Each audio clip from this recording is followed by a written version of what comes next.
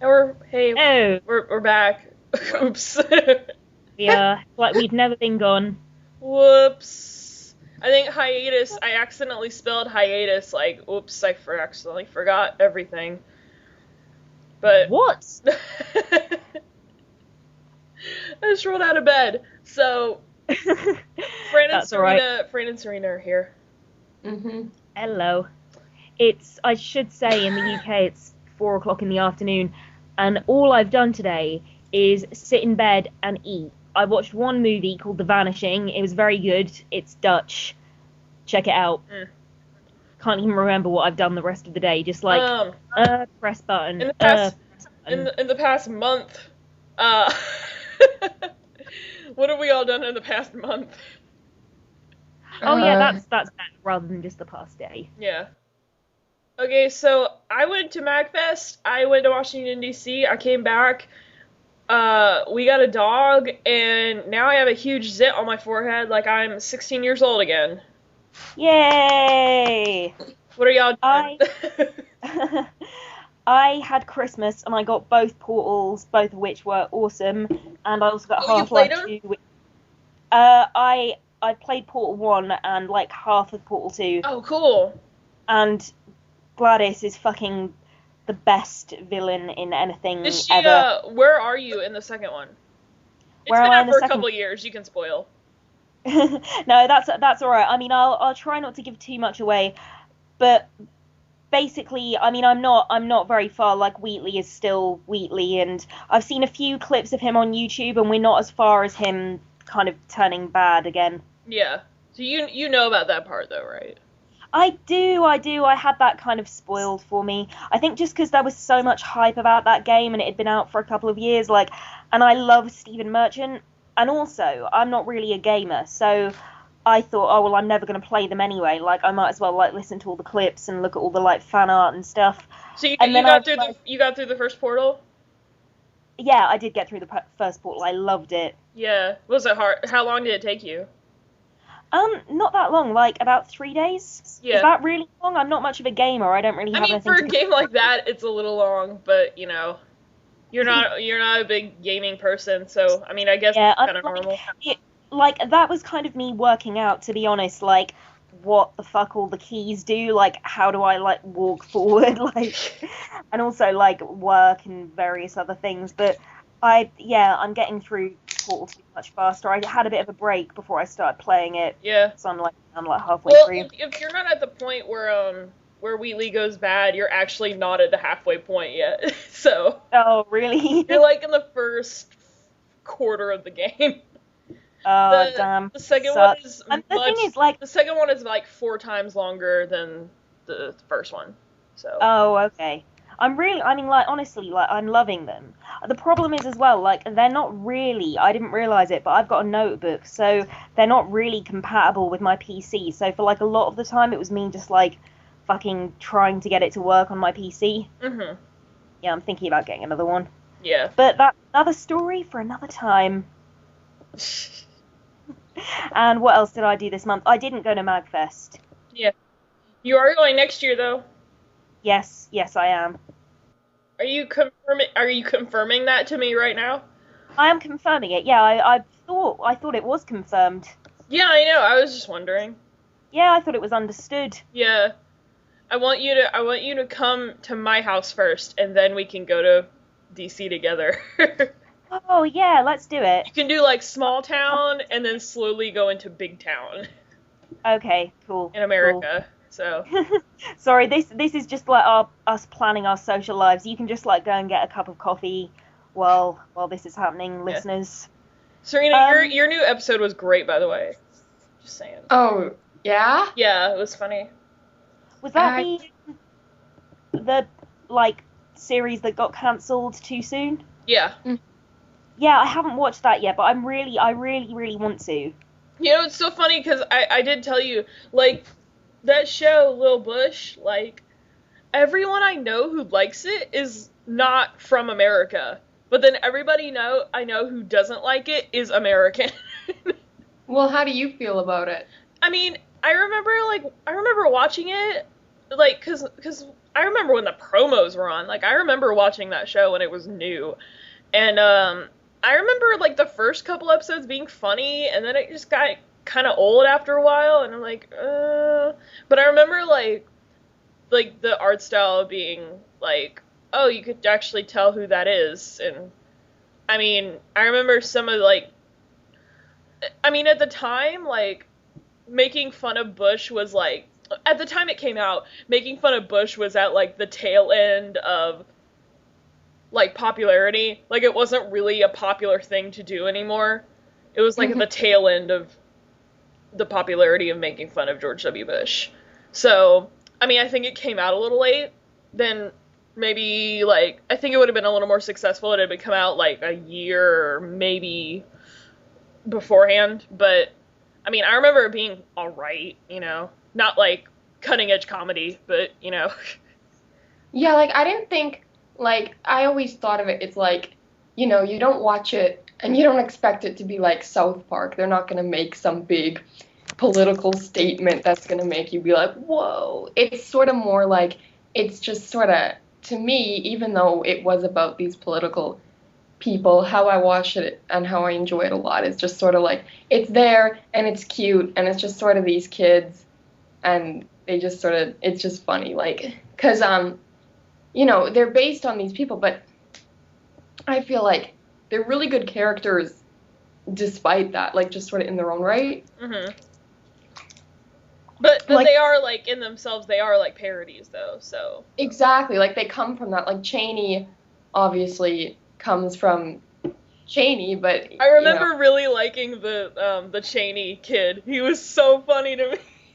Yeah, he was. Actually, my favorite character is actually Rummy. Oh, yeah, the Donald Rumsfeld.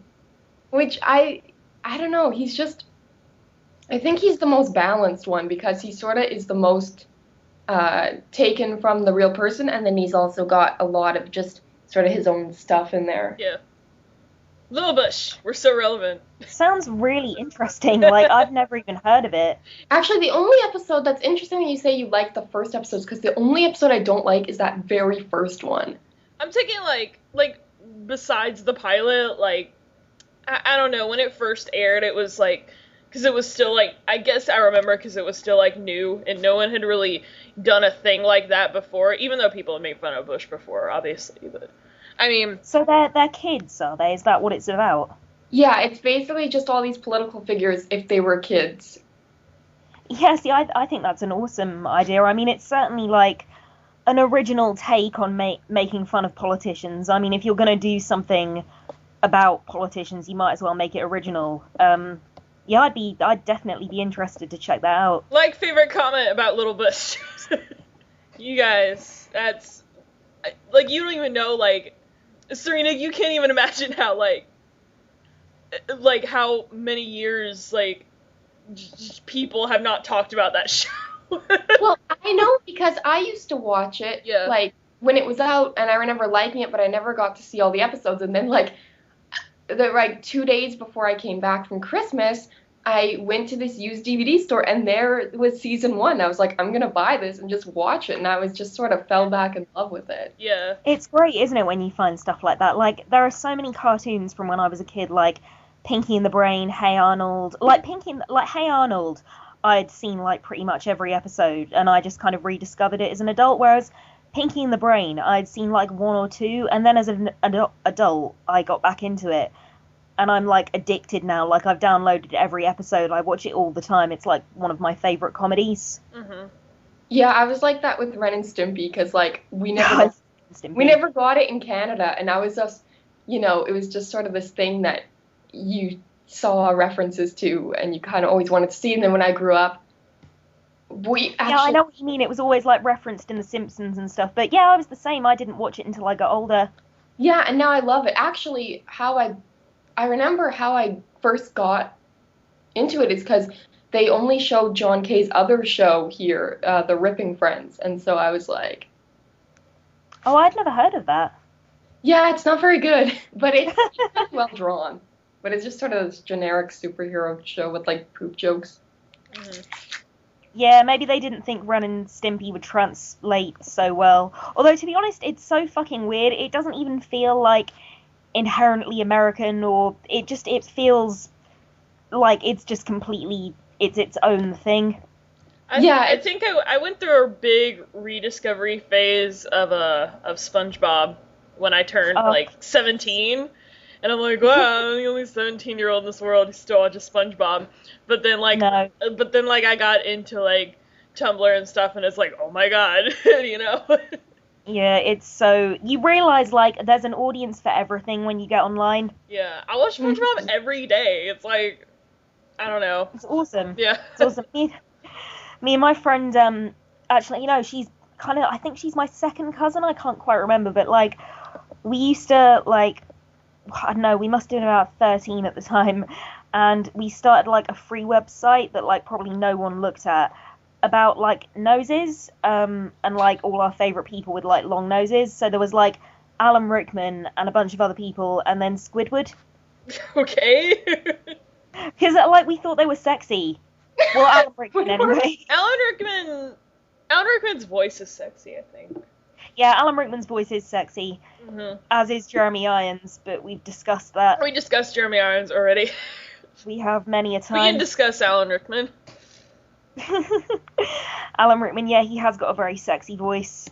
Have you seen him in Sweeney Todd? Yes, I have. He has a great singing voice too. Yeah, he has. He definitely has. Tell you who else I was really impressed with in Sweeney Todd. This kind of segues neatly into Les Mis, is Sacha Baron Cohen. I love Sacha Baron Cohen. I always thought he's had a great voice. Yeah, he's such a funny guy. Like Borat, honestly, it's again one of my favorite comedies. But I was so in Les Mis. I was so impressed with him. He was so like, I was expecting the character to be really like over the top and kind of caricaturish, because like if that's you don't know, that's how he was in Sweeney Todd, basically. Sorry? That's how he was in Sweeney Todd, but he still had the voice. Yeah, it was very similar. Oh wait, do you mean, because it's been a while since I've seen him in Sweeney Todd, was he kind of CD in that? A little bit, yeah. Yeah, no, well, yeah, very, very similar to Les Mis, whereas in the actual show of Les Mis, the characters of the Thénardiers are played really, yeah, kind of caricaturish and over the top, and... Yeah. I remember, I saw this article, because Sacha Baron Cohen is actually, I think he's set out to play Freddie Mercury in a Queen biopic. Yeah, that's awesome, by the way. I think that's a perfect match, actually. He actually does look a lot like Freddie Mercury. He does, and he can sing. It's perfect. Yeah, and then people are in the comments like, Sacha Baron Cohen can't fucking sing, and I'm like, have you seen Sweeney Todd? Excuse me. Yeah, bullshit, he can't sing. And he's a great actor. He's a chameleon. But, like, I think, like, just, like, the normal population knows him from Borat, so... I think it's forgivable not to know that he can sing, but, I mean, now that Les Mis is out, it's like... Now, it's like... Story. You know he sings, right? You have seen Les Mis? Yeah, which I haven't, but, you know, I've seen Todd.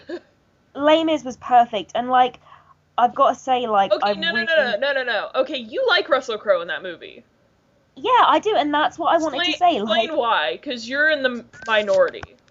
Well, you'd be surprised. I mean, like, a lot of people online have been really defending him. I mean, like, I want to say, like, I'm a huge fan of the stage version, but, like, and this kind of ties into what I was saying about the Thénardiers, which is who Sacha Baron Cohen and Helena Bonham Carter played. Like, they're very, in the show, caricaturish, over the top, and it's the same with...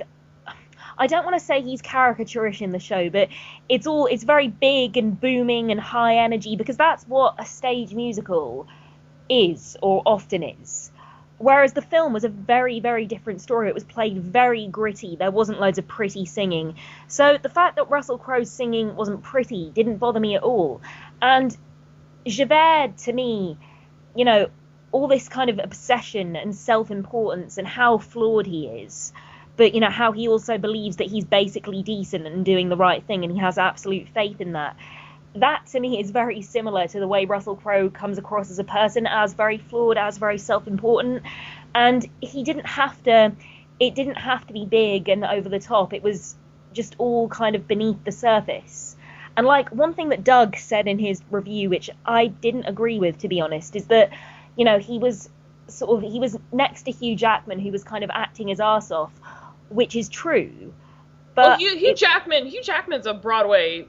Well, he's yeah, a Broadway actor. Exactly. But it was a very, very different kind of performances. Hugh Jackman's was very kind of, I mean, it was great and it was very, very believable, but it was very kind of big and harsh, and, you know, he scowled and grimaced, and that's not to take away from how good he was. It wasn't like that was all covering up a bad performance. It wasn't at all. But Russell Crowe was just doing something very different. And to me, even though their performances were different, they were equally matched. So, yeah, I really liked Russell Crowe. And that's the end of that very long spiel. Serena, did you see Les Mis? No. Yeah. Sorry, so that was completely fucking irrelevant to you two. I listened to the soundtrack. Does that help? The soundtrack for the movie. I mean, but Have you heard the songs before? yeah, I know the soundtrack. I've seen a movie version of Les Mis, but it wasn't a musical version. We watched it in French class back in high school, and I don't remember who was in it. I think, oh god, I don't remember who was in it at all, but I remember the movie, and I remember, I just remember it not being a musical version, which kind of pissed me off, but I'm like, well, you know, at the time, there was no movie musical version of it, so we would have watched that. It's terrible, because there's this, like, great novel by Victor Hugo, and that's the original, and, like, everyone just kind of knows it for the music. Yeah. I thought Anne Hathaway, I heard Anne Hathaway sing on the soundtrack, and she's amazing, so. She is, and, like, if you think that's amazing, like, wait until you actually see her, like, I've never seen anything like her in that film, like, it was amazing. I think somebody had said, like, she does deserve, like, at least an Oscar nomination, because she had to get married with that haircut, so. Yeah, exactly. I mean, I think she should win Best Actress. I mean, I think she will. I don't know who else is up for that category, so. Yeah, like, I could think of anyone who would be up for it.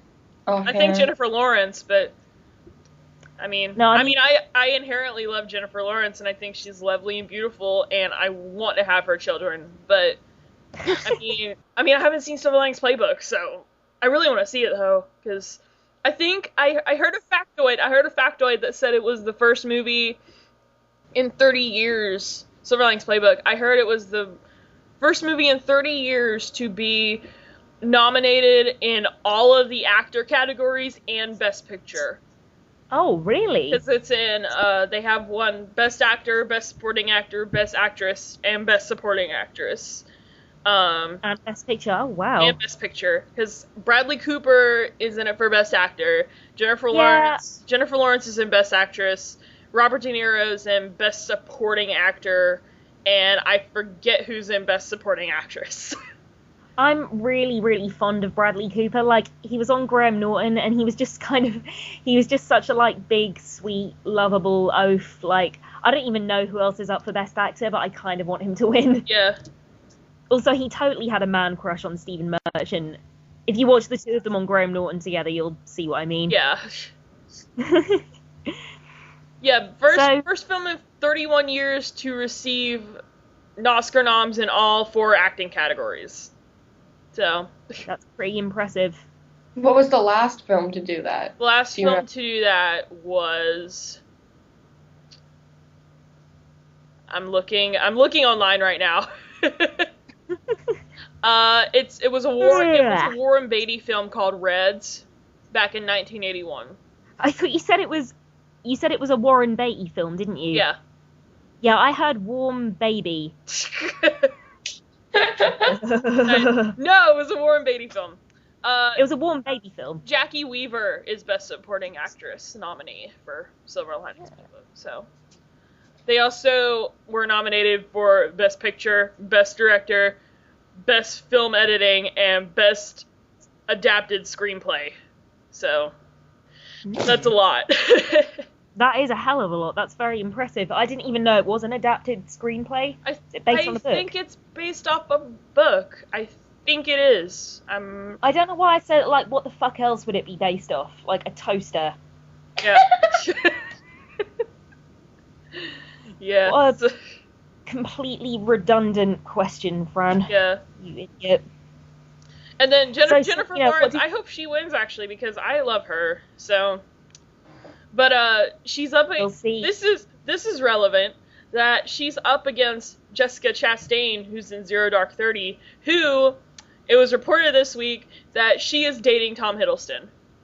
But, but people who reported it were the Daily Mail, but you said they're the Daily Fail, so not to believe it. Yeah, big time. I mean, they're the Daily Fail to a lot of people. To me, they're the Daily racist, homophobic, transphobic, disgusting shit rag. Yeah. So then the Tom Hiddleston tag on Tumblr flipped their shit, and even though we had pictures a month ago of them going out together, and they were like, no, they're just friends hanging out. And now somebody actually reported on it, and with the same pictures, so everybody's freaking out. Yeah, it's like Stephen Merchant went out with Rose Byrne, I think, for a little bit, and all the fucking tall baby Tumblr fangirls were absolutely flipping their shit.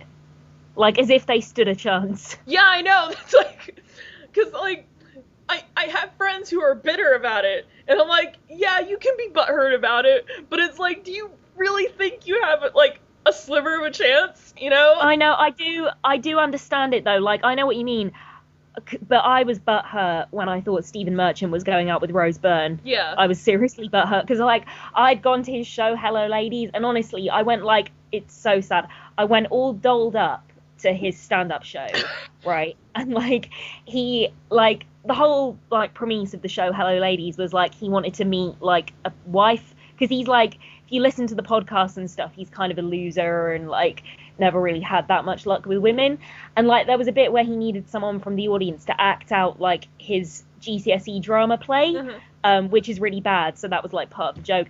And I was sitting there next to these two girls who were looking at me like I was a fucking sad case, with my hand in the air, you can't see, but I was me Stephen.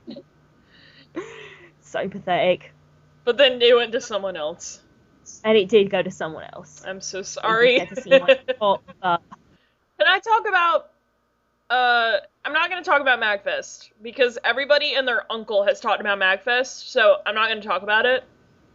But here's something about MagFest. No, but I'm going to talk about DC. I'm going to talk about my trip to DC. Oh, yeah, no, cool, go. I don't mind if you talk about MagFest either. Because I stayed an extra 2 days after MagFest. Well, it wasn't even a full 2 days. I stayed an extra full day in Washington, D.C., or in town to go to Washington, D.C.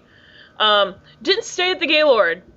Stayed at a Days Inn about 15 minutes away from the Gaylord by car. 15 minutes away. So, and it was pretty... It wasn't crap. It was cozy, but my only huge problem with it was I'm almost 6 foot tall. I'm 5'11". So I didn't know that. Yeah, I'm 5'11". And so I was in the bathroom, and anytime I would raise my arms up, my fucking hands would hit the ceiling. My wrists would hit the ceiling. And I'm like, what the hell? And my head was less than a foot from the ceiling of the bathroom. And I'm like, what the hell? Oh, no. And that's that was my sad. only real problem. The bathroom was extremely tiny. But other than that, I stayed in DC for a full... for 3 nights, basically. Or 2 nights, basically, in that hotel room. It must have been so nice. You're so lucky. Yeah, it wasn't nice. I was really lonely for 2 hours before I got my shit together and actually went out to go get something to eat. That was, I was because Kat and everybody, my friend Kat, who I'd spent time with there, and we had all gotten 2 rooms together, all of her friends that I made friends with, and we had 2 conjoining rooms, and we stayed in that same hotel.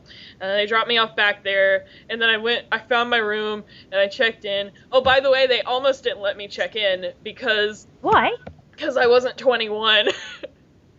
Oh, what? Even though they had let me make a reservation online where I had entered my birth date, Yeah, saying what the I hell was was that about? basically saying I was the age that I am, and but I'm not 21, you know. But you're an adult. You're 18. Yeah, well, I'm not 18 either. No, you're over Between 18. 18 and 21. I don't want to give up my age, but I'm in between 18 and 21, but I'm not quite 21. So they said to me at the front desk, they were like, well, you're not 21. And I'm like, well, your website let me make a reservation saying I was this age.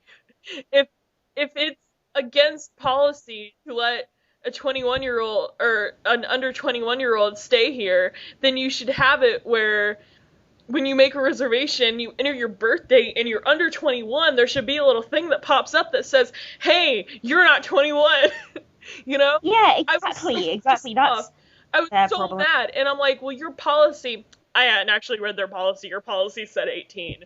And I'm like, and they're like, well, no, it says 21. And I'm like, well, shit, I could have gotten away with that one. But then they had to, like, call their manager and shit and say, like, oh, okay, well, you can stay here anyway. And I'm like, oh, okay. So I got there, and for, like, an hour and a half, I got comfy, and then, like, for an hour and a half, I was, like really sad, because, like, I was with friends for 4 days who, like, just left, fell balls. So I was, like, really sad for, like, an hour and a half, but then I got my shit together and went out into the cold at, like, I think it was, like, 7 o'clock at night, and tried to find something to eat for dinner, and, yeah, I went to this, it was the strangest store I'd ever walked into. It was the strangest combination store. I've been in strange stores, but it was, like, the strangest combination store I've ever walked into. It was a Chinese restaurant, takeout restaurant. It wasn't even a restaurant, it was a takeout place. But it also sold, but on their menu they also had, like, wings and burgers and french fries, but it also had, like, a full Chinese takeout menu. But they were also a store that sold, like, soda and alcohol and cigarettes, so they were basically, like, a convenience store, too.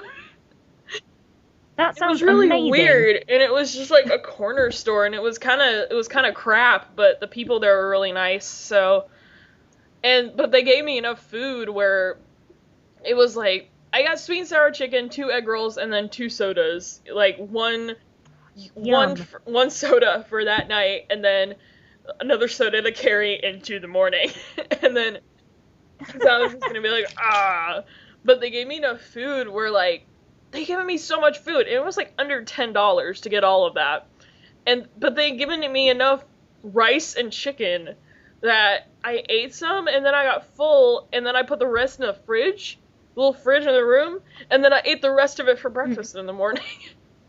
Like, I didn't even have to go to the free breakfast that was, but also a Days Inn free continental breakfast that they have on their website is basically, like, bagels and cereal, and that's, like, it.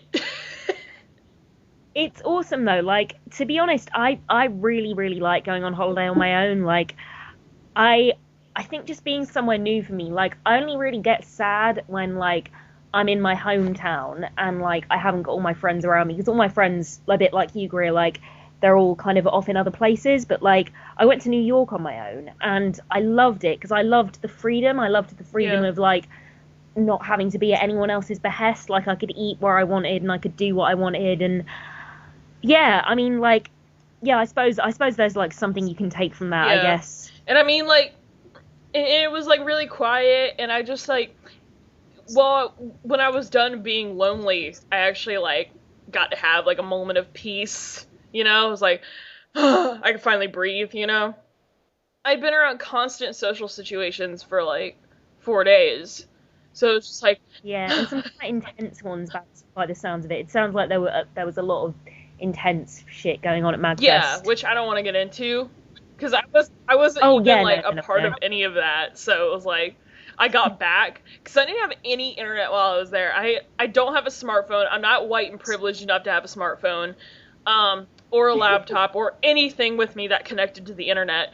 So I would have had my mom's, like, tablet with me. She has, like, an e-reader tablet Nook thing, but it it has no charger right now. So I would have brought that with me, but it had no charger, and, like, the charger had broke, like, back in October, and we still haven't gotten a new one. So... Was it kind of a relief not having the internet for like a few days? Because I kind of really I was enjoyed dying that, like... to know what was going on, because everyone was like, all the information about MagFest was like circulating on Twitter, and I didn't have anything that would connect to Twitter, so I was just like, I don't know what's going on. I don't know my friend. I don't know like her hotel room, like, you know, I would want to know like somebody's hotel room number, like to go visit. Yeah. But I didn't have it. So I just didn't see them, you know? I mean, I think for me, just, like, not being there, like, hearing about it all on Twitter, like, and, yeah, that was driving me crazy, like, and I was so excited when you did finally get online on, like, the third day, and, like, because I just wanted to hear, like, everything. Yeah, I borrowed somebody's laptop for, like, 5 minutes, because I'm just like, I just need to, like, send a message really quick, so. Yeah, that 5 minutes sustained me through my crippling yeah, envy. But it was just like, I had no social networking for the entire time I was there. So it was like 6 days maybe. I had no contact with the internet, and then I got back, and I'm like, what the hell happened? It's funny, like I do, a lot of like... shit happened, and I just was completely oblivious to it. Although that's good though, isn't it? That's good because it meant you could just have a good time. Like I wasn't worrying about like, oh my god. Yeah, exactly. I'm we're talking so excited. We're talking about MagFest. We need to stop. I was talking about DC. No, it's cool. But it's cool. DC was pretty cool. I went to the zoo, and I went to the White House, and I went to the Smithsonian Natural History Museum, and then I ran out of daylight, and I had to go back. I walked by a lot of places that I didn't get to go in. I walked by the American History Museum. I walked by the Washington Monument. I was close enough to the Washington Monument where I basically went to the Washington Monument, I think. I was so tired at the point I saw the Washington Monument. I'm like, oh, I guess I'll go to it. But then I saw it was on a hill, and I'm like, fuck that shit. And so I was so tired at that point. Like, so tired of walking that, like, walking up a hill, like, I would have rather just, like, gotten, like, I would have rather taken a knife and stabbed myself in the middle of the sidewalk than walk up a hill at that point. So I just walked to the Natural History Museum. I didn't even get to, like, take it in that much of it because by the time I got there, it was gonna, like, close in an hour. So I'm like, well, fuck. So I spent about 45 minutes in the Natural History Museum. You know what, that's probably how long I would have but it was really cool, and I would have liked to see more of it. Take in more of it, I guess, but, I just did not have... Oh, that's cool. You'll have plenty of opportunities Yeah, I know. Next time I go back, I me. really want to go... I missed out on the Air and Space Museum, which everyone says is the coolest museum. So... but I walked by the National Archives, which I would have liked to go into. That would have been pretty cool. And, So what is the Air and Space Museum, then? That's... I mean, I guess it's kind of self-explanatory. Like a museum about the history of, like, aircrafts and space exploration and stuff like that. Yeah, see, I'd love to go to that. That sounds amazing. I would have gone to the Holocaust Museum, too, because I hear people say that's great. So, I mean, not, like, great, but, it's, like, it has a lot of, like, history there and stuff, so. Yeah, good times. Good times, crazy Holocaust. Days. Well, I just have a question, like, because I don't really know anything about America, so I always wonder, like, what is the Washington Monument supposed to be? Is it supposed to be anything, or is it just, it's like, just what a is monument. it? It's just there. But it's not supposed to be, like, why is it shaped like that? I don't know. I don't even know what it's shaped like, I don't think. Let me have a look. It's just a big, tall pencil. It looks like a pencil. It's basically what it looks like, but, Oh, is this the really, really, really tall... Yeah, the tall, pointy monument. Washington Are Monument. you Google imaging the Washington Monument right now? Yeah, oh shit, yeah, I know what that is. It's the monument with the big reflecting pool in front of it. Yeah, like, Yeah, I mean, the way I would describe it, if, I had a gun to my head, is it's the monument that looks like a penis. yeah, that's what everyone says, and I was wondering if that was on No, purpose. I think it's just a monument to Washington that is just like, we'll just build this really tall thing. I don't think they It's knew a what monument they were to George doing. Washington's penis. Like, he wasn't, like, known for being, like, well endowed or I don't anything. think so. Penises, girl shit. Let's Okay. look it up. I would have liked to see the Lincoln Memorial too, so I didn't get to do that either. But Apparently Lincoln was gay. yeah, apparently. But you'd So is have, his you'd two have to see penises then? Oscar-nominated movie Lincoln with Daniel Day-Lewis to know. I know, I'm really I only excited saw about one that. movie about Lincoln this year, and it was where he was a vampire hunter, and it was pretty cool. So Yeah, I don't really know anything about that. It was one of those things in the UK that kind of came and went. I thought it was fun as hell. I but, saw it when it was here. No one really talked about it either, but apparently it's a book too. I didn't know that, but I'd like to read the book. I saw the movie. I thought it was fun as hell. It kind of bombed over here. Like, everyone kind of just said, I well, think it that's bombed over retarded. here too, but like the people who did saw it were like, "Man, that was pretty fun," you know. We're getting Wreck-It Ralph Oh, soon. cool. Yeah, I can't believe we haven't got it yet. Like, I've heard so much about it. It has to, like, in this, like, terrible fucking entitled douchey McNitpick way, like, if it doesn't live up to, like, every expectation I have, I'm gonna be so It's good. disappointed. I like Wreck-It Ralph. Like, I don't pretend that's I like a good Wreck-It Ralph. thing. We should get Rose in here. She loves Wreck-It Ralph. She can talk about Wreck-It Ralph for hours. Yeah. I haven't even seen it yet. I never see movies anymore ever since I moved. I think the last movie I saw was shit. What was the last movie I saw? Wreck-It Ralph was the last movie I saw. Well, no, Rise of the Guardians was the last Huh. movie I saw. Last movie I saw was Pitch Perfect. Oh, cool. My friend who's a music major, she loves that movie. She's like, oh my god, that's show choir. That's what that is. She's like, it's so accurate. Where do you live, Serena? Right now I'm I'm going to school in Montreal, but I live in Winnipeg. Oh, right, okay. So do you just not see movies because you're, like, are you just too busy at school, or... Yeah, and plus no one ever wants to go see movies. Everyone just wants to, like, go to the bar, and it's like, I have homework. Yeah, I'm such a nerd. I just, like, if I want to do something like that, I just go on my own now. I just I've got feel a friend- lonely when I go alone. I've got a friend who talks through films incessantly for us to meet. I'm like that person in the movie who's like critiquing the movie in the middle of it. Oh, I'm God, one of the, no, really? Sometimes I'm one of those people, but if it's like interesting enough, then I'll be like paying attention the entire time, you know? Well, it's people that when they're enjoying a film, they comment on it, and it's like, wait till after the film or you'll miss something. Can I just talk about Rise of the Guardians for a second? Because it was the last movie I Yes. saw. I think I saw it. Shit, I want to say I saw it. Did I see it before or after? I saw it after Christmas. I was trying to remember whether I saw it pre or post Christmas. But I saw it post Christmas, but before New Year's. Yeah, okay. Great movie. Really great movie. Marketing for it was awful. Like, I was actually like really reluctant on seeing it because I'm like, oh, it just looks really like generic. But it was actually like really super original.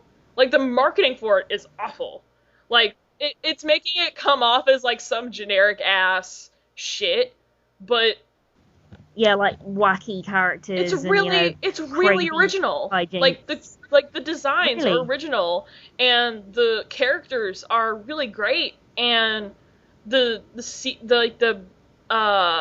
what's it called? Like, the settings for it are original as hell, and it's really great. I was really really? I'll have to surprised, check and it it's out. really beautiful. Like, really great CG. Really beautiful. Wow, I'll have to check it out because, yeah, it was something that, like you say, based on the marketing, didn't appeal to me No. at all. Actually, really super great. The voice acting was great. Oh. Some of the voices I didn't like Chris Pine as the main character. I think Doug and Rob said that he was kind of I actually really miscast. kind of agree with that. I mean, I got used to it by like the middle of the movie, but at first I'm like, that voice is like way too deep, you know? Like, I would have cast maybe Nice. I would have cast someone like, I don't know, Zac Efron or something, someone like that, but I don't know, Yeah. but Zac Efron's Zac kind of Efron hot. is beautiful. He really is. I feel like I'm too old to like Zac Efron, and it's like he's my age. It's Zac Efron's okay. really beautiful. Even back when I was in like, whenever High School Musical came out, I want to say I was in like middle school at the time, and even though it was like, God, it's Disney bullshit, I hate that bullshit. Like, I was in that phase, but I'm like, but I have to admit, Zac Efron is very handsome. I'll tell you what, High School Musical, it's one of those things that, like, I've kind of semi got away with liking, like, all through these years by saying that I like it in an ironic way, and it's like, I don't. I said and I was that middle schooler. I was in that group of middle schoolers that said they hated it, but have actually never seen it.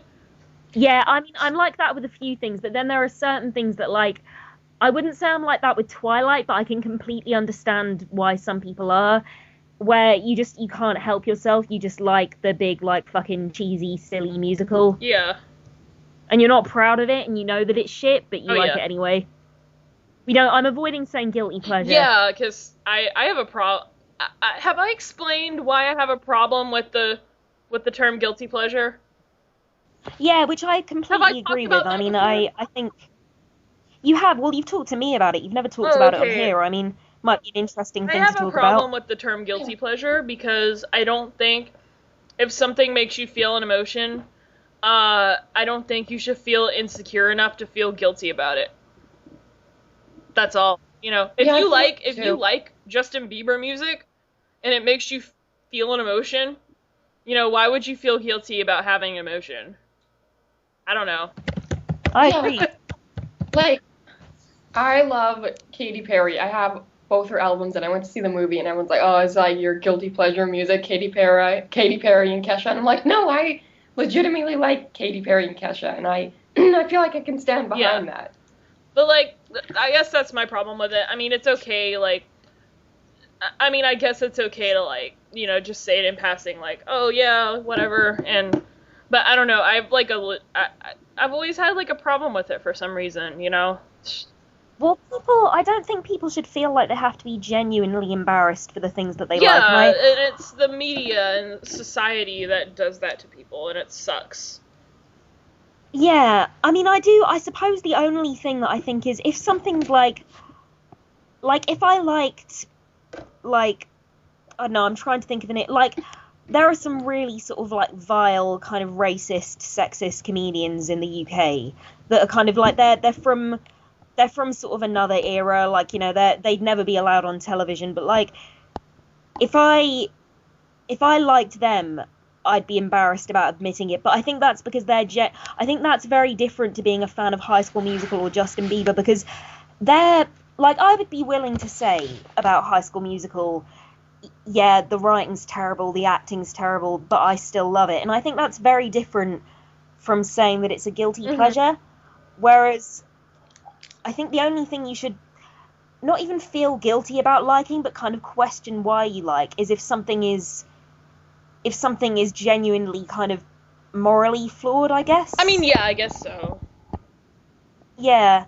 Like, if I think I'd question if I liked Twilight or, like, 50 Shades of Grey, because that, I mean, you know, the sort of values in those things are seriously kind of misogynistic and fucked up. Yeah.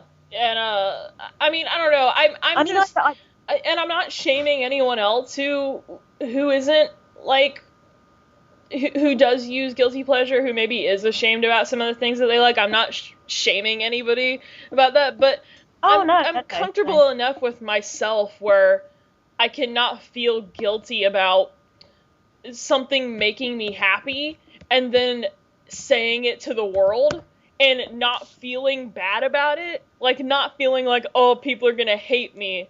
Like, whatever. But do you know what? Like, that's what being a geek, which, like, obviously we all are, like, that's what that should be about.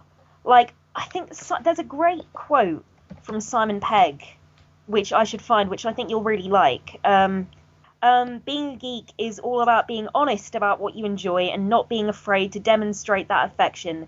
It means never having to play it cool about how much you like something. It's basically a license to proudly emote on a somewhat childish level rather than behave like a supposed adult. Being a geek is extremely liberating. Yeah, and even then, like, geeks use guilty pleasure all the time, like, oh, I like something mainstream and I should feel bad about it, and I'm like, no. I mean, I don't know, I guess that's my look on it. I mean, and if you're not comfortable enough with yourself, you should work on that, you know? Yeah, no, I agree with you. I mean, you know, we've all got our kind of, I guess, like, our Achilles heels and things that we're not so secure about, like, and I can understand why that's one of them, but I think that quote by Simon Pegg, like, I think that just, like, to me, that's the antithesis of saying something's a guilty pleasure. Like, that's kind of the attitude that you should have instead of feeling guilty. But anyway. Or even feeling... What were we talking about before this? I don't even remember. I don't know. I think that's a really interesting subject, though, to talk about. Yeah. Oh, let's talk about Glee fucking ripping off Jonathan Colton. Yeah, that happened. So Glee did this cover that is, I think they confirmed that it is an official cover from the Glee cast of Baby Got Back from Sir Mix-a-Lot. And they basically used the exact same arrangement that Jonathan Colton used on his arrangement of that song. You know, that it's a song that he put on iTunes, he sold it, and I think they didn't contact him at all about using his arrangement. As far as I know, yeah, because he's if anything changes about that within the next couple days, we can't. Today's the 20th, so as of the 20th, they have not. Jonathan Colton has a case, I think, here. You know. I think so too. I mean, it's so insulting that, like, a big, like, horrible money grabbing conglomerate like Glee, that, you know, like, especially one that claims to be, like, you know, fighting for the little guy, like, that's what Glee's all about. And then you've got, like, I've just seen this tweet from one of the producers, Alex Anders, and he's saying, like, some people can't see an opportunity when it smacks them in the face, and that's clearly what it's about. And Jonathan Colton... It's not like Jonathan Colton is some unknown. Yeah, but, like, do you know just what? Just because he's not a top 40 artist doesn't mean he's, like, not some unknown guy, you know? Yeah, but I mean, but to me, like, the fact is that, like, yeah, he's not an unknown, but they are, like, a hell of a lot more powerful They're not than giving him... I think the defense...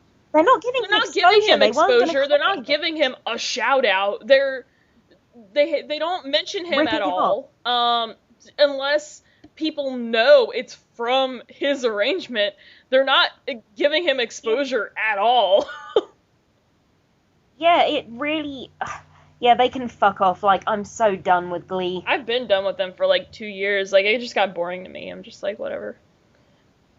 I don't know. I mean, I kind of carried on with Glee, just, like, it's one of those things I was just addicted. Like, I knew it was going down the pan in terms of the quality, you know, the quality of the writing, the quality of the storylines, the acting, the songs, but I was just so hooked into the story, such as it is. I remember I was really done with it when, I think it was, like, season 3, and they did an episode about suicide, and they totally fucked it up.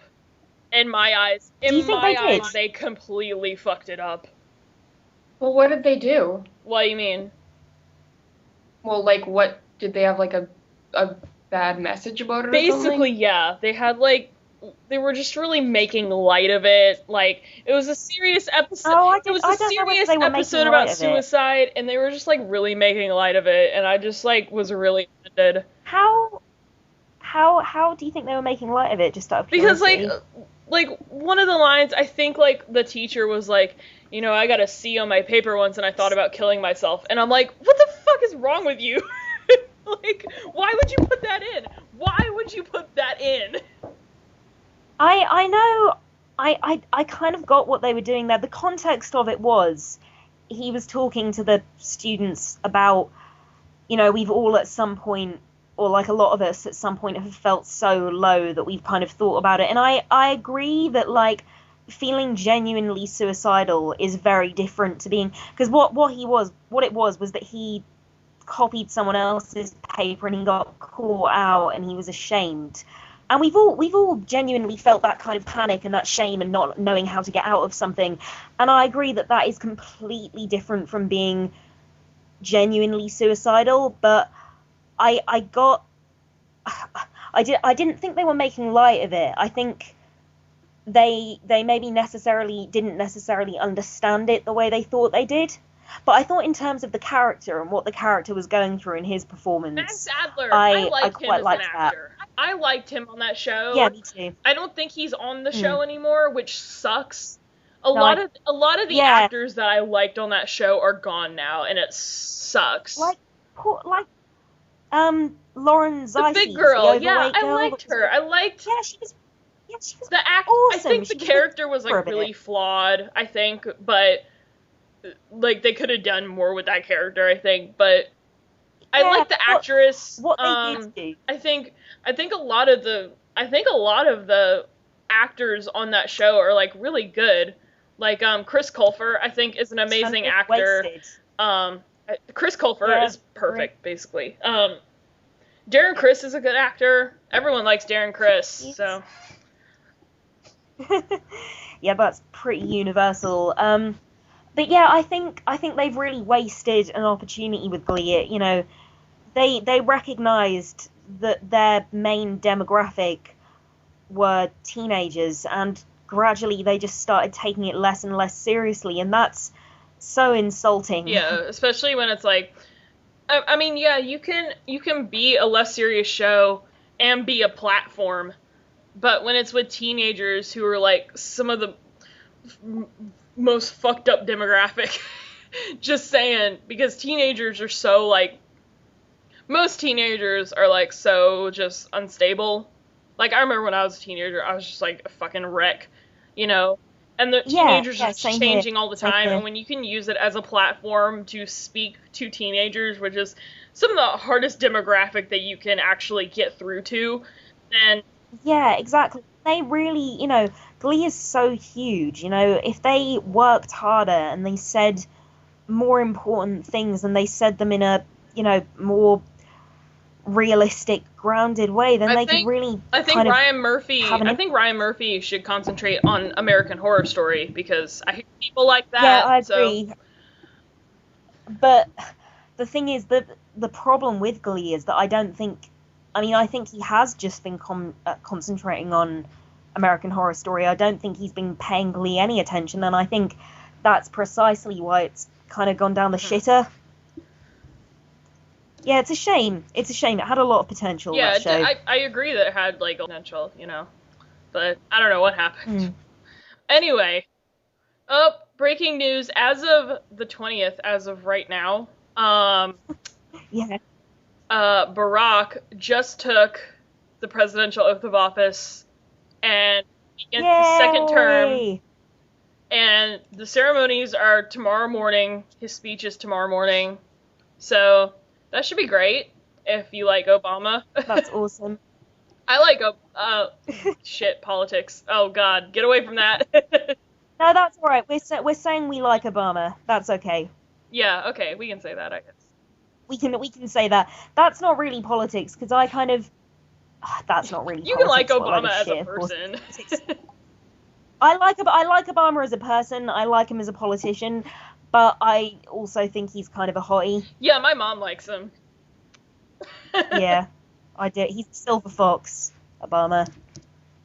Maybe in his twilight years, but nevertheless, he is a beautiful man. By the way, in the UK, we've had a shit ton of snow. Really? And it's been amazing. Yeah, it's been like a winter wonderland. Ugh, I hate snow.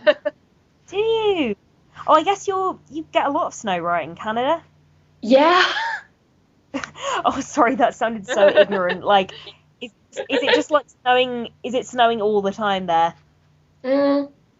No, it's just you get a lot of snow and it's really thick. It's usually like Like Montreal, I don't know what the usual is here, but like in Winnipeg, it's usually like by like December 1st, there's usually like 12 inches on the ground. Oh, see, I think you're so lucky. We never get snow over here. Our winters are just, we don't have summers. All we really have, to be honest, is cold and rain in the UK with the occasional burst of sun. Yeah. Yeah, sounds kind of But crap. I guess snow all the time must kind of suck. One thing about Yeah, 'cause, Obama, like, back to Obama. One thing about Obama is that, and I think that happens with all presidents. I think they've done like an experiment, like a scientific study on this with presidents, is that like they look fine when they get into office, but then it's like 6 months into their first term, it's like their hair starts to turn gray. And it's like if you look at Obama like when he started and then look at him now, like his hair, it's just like he looks like his hair has like frost on it. Like you left his hair like it's a really cold night and you put a bunch of water on his hair and then you left it out on the porch and then you came back to it in the morning and it has like all this frost on it and then you just put it right back on his head. I want to find a context in which we can do that. No, but that's what it looks like. But if we could get some kind of research grant to do that, that would be amazing. Yeah. That would be so good. Somehow.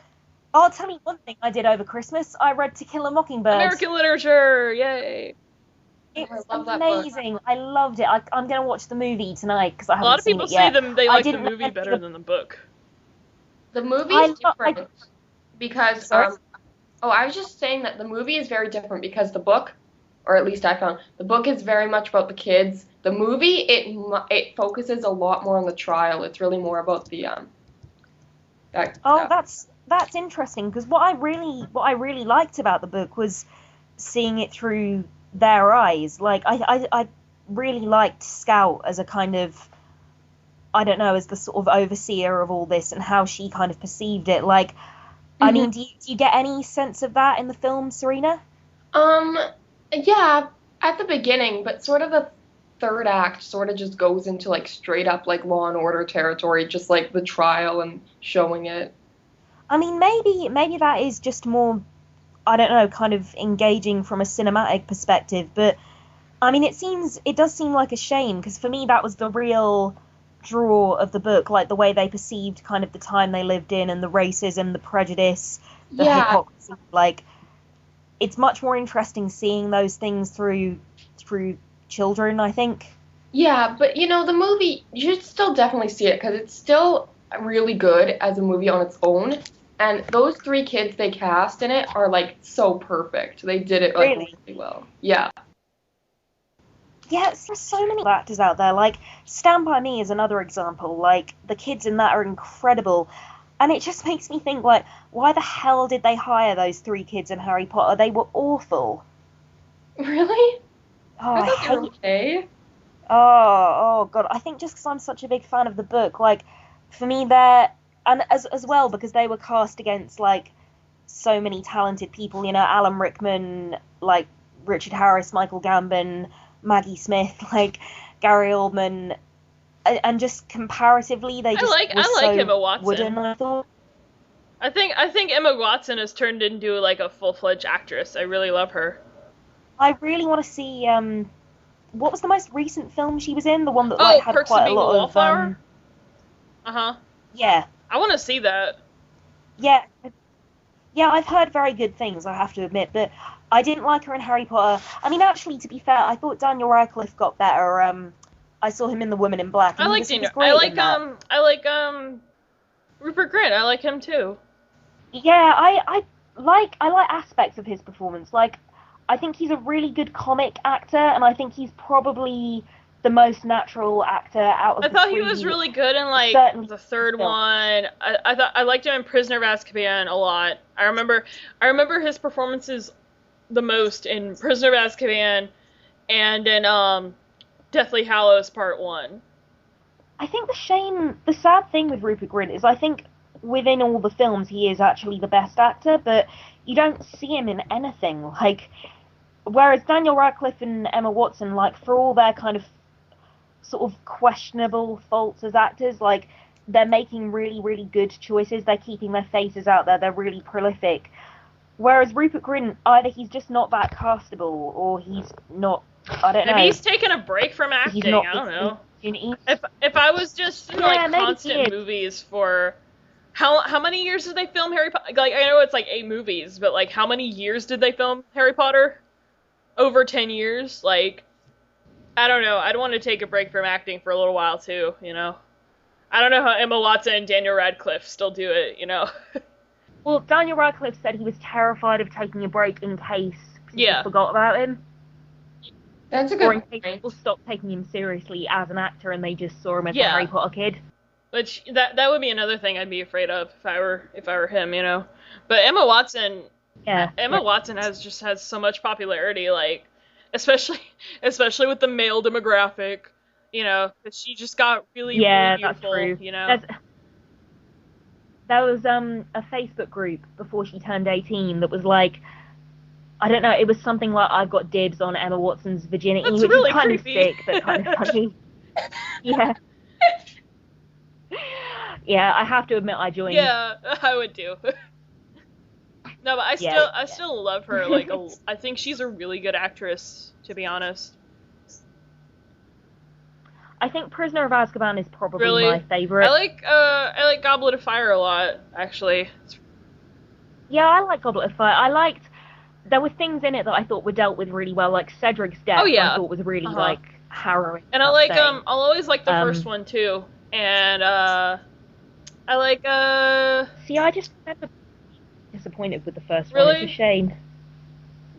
Yeah, I think because I was like 11 when the first Harry Potter came out, so it was really special to me. Like, I grew up with it, and I think... I remember over here, like, nobody really had heard of Harry Potter until the movies came out. Oh, really? Yeah, they were quite big over here. Well, I had read the book before the movie came out. Really? I remember.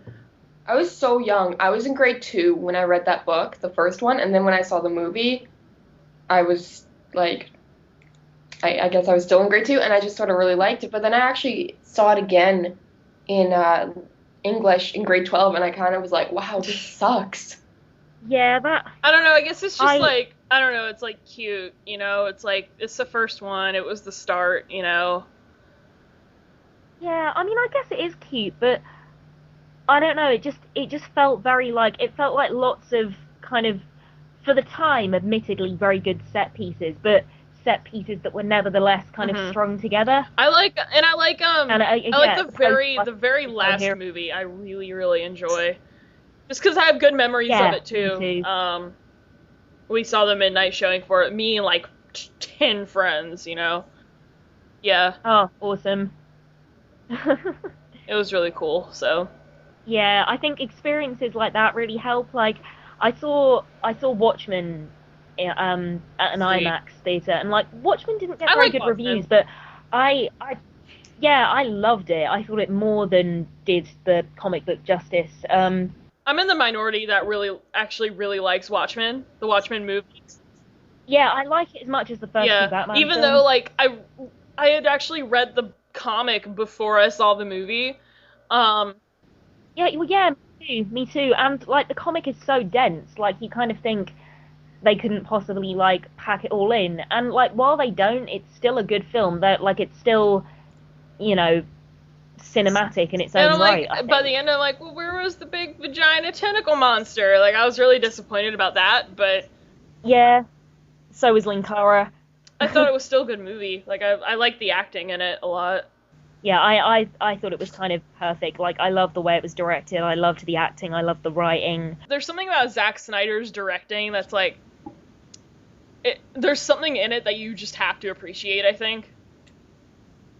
Like in all of his movies, like you could just tell it's like a Zack Snyder movie. I think that's actually like a good thing to have these days, where people can just see a trailer for a movie, and before it even says your name, you could they can be like, oh, that's a Zack Snyder movie. I think that's good to a certain extent, but I do think it's a bit cursed now with Tim Burton. because like I'm just so frankly I'm love sick Tim of Tim Burton. Burton. He's one of my favorites. I just feel like Tim Burton and Johnny Depp, when they make movies together, they're both on autopilot. I feel like Tim Burton's on autopilot with the directing. I feel like Johnny Depp's on autopilot Don't you talk with about his Johnny acting. Depp that way. Don't you talk about my husband that way. What have I done?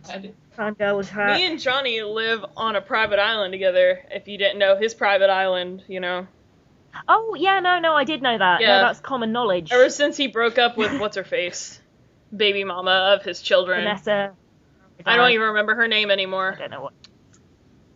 Vanessa Whatever. Paradise. Ooh. Should we? She's a I'm lovely sure person. she's very lovely, actually. she mothered his children, you know. Yeah, good for her. I think they announced. I'm the only person in the world who's super happy that they just announced a 5th installment for the Pirates movies. You are the only person who's happy about that. I've loved the Pirates movies ever since the first one. I honestly have. I didn't see the first one in theaters actually, but I've seen all the other ones in theaters. I saw it twice in one day. I really love them. I guess it's just because I just really love pirates. Like, I've always just loved pirates so much, and I just love Johnny Depp. So it's just like, put two of those together, two of my favorite things in the world, and it's just like magic. There's just something about them. Even like people say they don't like the third one, like the third one's the worst, and I don't get why people don't like the third one a whole lot. Like, I don't really understand why people don't like it, but I don't know. I just really enjoy all of the movies a lot. So yeah, I really hated those movies ever since I saw the first one, and we always had to watch them in school whenever the new one came out on DVD. They'd play it, and I was like, oh, I just found it so boring. Yeah, I completely agree. I mean, I loved the first one, I have to say, but the rest of them, yeah, again, I just found them so, like, for a film about, like, pirates, like, kicking each other's asses, like, I just found the other, like, I don't know, 3 or 4 movies, like, yeah, I didn't care, I wasn't invested, it just felt really sort of, like, sluggish, and, like, you know, like, they were kind of going along without a storyline. I mean, I barely remember them. I need a tattoo on me that just says Jack Sparrow for life. Like, with the number 4 and then life spelled with a Y. Actually, talking of Johnny Depp and tattoos, when he was going out with Winona Ryder, he had a Winona Forever tattoo, and then when he broke up, he, like, covered it up so it just said Wino Forever. Yeah, so it was I love kind that. of cool. Yeah, Wino Forever, Yeah. good for you, Johnny Depp. Me too. Those were the golden days of him being, like, a heartthrob. Like, back when he was dating Winona Ryder, back when Edward Scissorhands had come out, like, those are the golden days, you know? And now it's just like, oh, I'm so annoyed with Johnny Depp, and I'm like, you don't talk about Johnny Depp that way. I'll tell you what, the best thing him and Tim Burton ever did together was Edward Scissorhands as well, but also Ed Wood.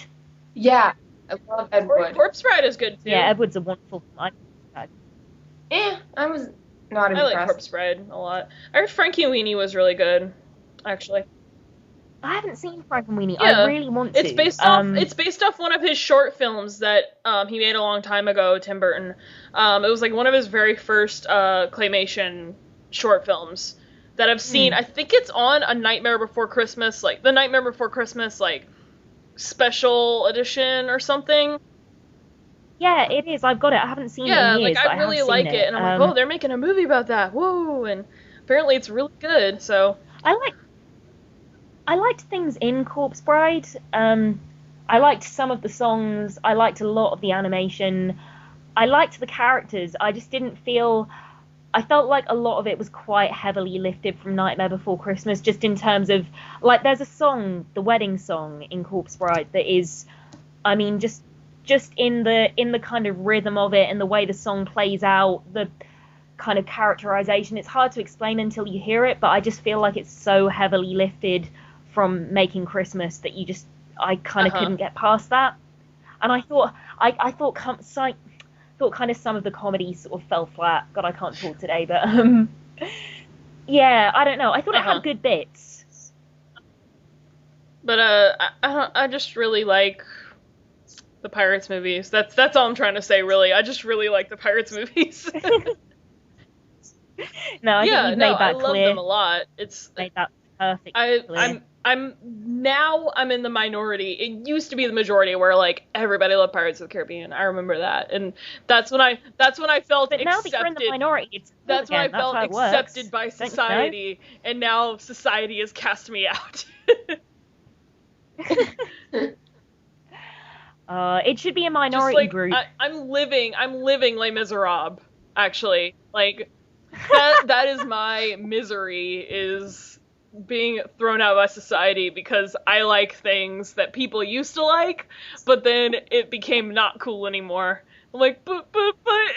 Go back in time to the French Revolution and say that to all the homeless people and all the prostitutes and see First what kind of world reaction problems. you get. What are we kind of going to be like wrapping up soon, or like we'll what's end the on my misery. So. Oh. Okay, I think that's as good a place to end as any. Anything anyone wants to promote before we go? Or? No. Do you know what I was going to do? I was just going to promote the podcast. Go on the blog. What an idiot. But like, why would it, if people are listening to it, why would I need to promote it? You should, like, everyone who's listening right now, take that link right up there, there you go, right up there in that URL, and then copy pasta, and then log into your Twitter, and if you don't have a Twitter, log into your Facebook, and post that link. Yes. And then say how cool we are. Or not cool. You could say how not cool we are, too, I guess. Yeah. We did have a troll right at the beginning that I think I took down spectacularly. I mean, trolls are fun, so, you know. Yeah, I've actually kind of been disappointed we didn't get any more hate mail. We can't do our little segment anymore. I know, it kind of sucks. Like, we talk about all this, we try to talk about the most controversial shit possible, and we don't get any hate mail. We should just talk about gun control more or something, I guess. I don't know. That's a popular controversial thing to talk about. Well, we go from one extreme to the other. We either talk really serious, controversial stuff, or we talk about, like, fucking My Little Pony. Penis or something, I don't know. Yeah, like, either way, we're gonna get trolled. I know, I don't understand. Either from the misogynistic men or the really hardcore feminist women who are like, you're destroying everything, and I'm like, yep. Awesome. And I look down and whisper, yes. Yes, it's all coming together. I think on that note, we can probably leave it, I guess. At the end of every podcast, I'm just like, I'm gonna go insane. Yeah, tell me about it. It's been a weird day. I've been really tired, but I think this is going to be quite an entertaining one. I might go straight back to bed. I'm going to go and visit my grandparents in a minute. That's what I'm doing with my evening. Oh yeah, my nan broke her wrist. So like, yeah, shout out to Nan. Oh yeah, I heard about better. that. I'm so sorry about your Nan. I'm trying to think of, like, is that what they call it over there? Do people not say that in America? No. Your Nan and Granddad. Granddad, yeah. Granddad, do you say Granddad, do you? Sometimes. Anyway. Anyway, super feel better, Nan. Alright. Love you. And I love everyone who went to MagFest with me. I don't want to name off names because I'll totally forget people, and then the people I forget will be mad at me. And then Georgia, who, she's the reason I didn't talk about MagFest, because she didn't get to go at the very last minute, and talking about MagFest makes her sad. And I don't want her to be sad. So, I love you, Georgia. We could have cuddled in a bed together, but you couldn't come, so, you know. I think we need to link Dumps and Tumbleweed again. No, we seriously could have, like, we could have been in a bed together and just cuddled, and... It would have been so beautiful. You know, whatever, you know. Platonic cuddles. But she couldn't make it, so... But she's the reason I didn't talk about MagFest, because I didn't want to make her sad, and feel like she missed out. Oh, that's very kind. Because I know people have been talking her ear off about it, and she's probably sick of it. You've talked I about it know, loads, and other people Greer. have too, and I feel really bad. That's alright, I'm sure she understands. Hi, Georgia. I didn't go either. We'll go next year. We'll all It'll go be next year. badass. I wanna make plans of like going up early and like I could totally take you and Millie and experience an American New Year's. That'd be lovely. I mean, to be honest, shout out now to anyone who's going to MagFest next year. If you come and say hello to us and tell us you listen to this, we'll be very, very fucking happy. We will still be doing this in a year. Yes. Hell yeah. Episode 50, we're still doing the same thing. No, we will have evolved. We'll have our Oh, own yeah. studio. And maybe Just two like of Doug. us will have a boyfriend by then, so. Two Uh-huh. of us will have a significant other, so. Probably not me, but No, probably not me. Not me. anyway. Sad high five. Let's end on that depressing note. Sad high five. I'm gonna go roll my own misery. Yeah, tell me about it. No, I'm off to visit my grandparents and make some small talk. So I'll bid you lovely ladies adieu, and yep, we'll Next be week. back Hopefully. back next week. If I don't forget Yep. again. Awesome.